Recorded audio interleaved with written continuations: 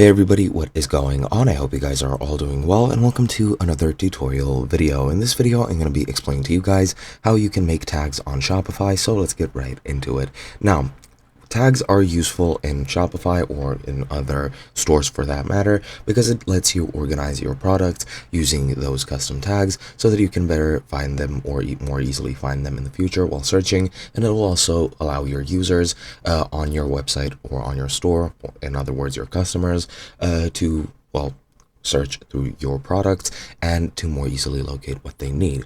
Now, it is very easy to create a tag on Shopify. At least you can just go ahead and edit the product and enter the tag from there. So let's get right into it. Now, the way you do this, as I've mentioned, you go into products, and here, as you can see, I already created a test product previously. Now I'm just going to click on this, and as you can see, now we're in the product editing screen. Now to the right, you'll see this section, which is called product organization, and here you have the product type, the vendor, the collections, and the tags. And as you can see, the tags are currently empty. Now, since this is an entirely new store, I don't have any other tags. If you did, you'll be able to select them from here, but since I don't have any, to add one, all you have to do is just type it in. I'll just create a tag called test, and as you can see, since I don't have any, I can just click add test, and then that's going to be perfectly fine and exactly what we want to do. So once we click that, as you can see, that tag has been added.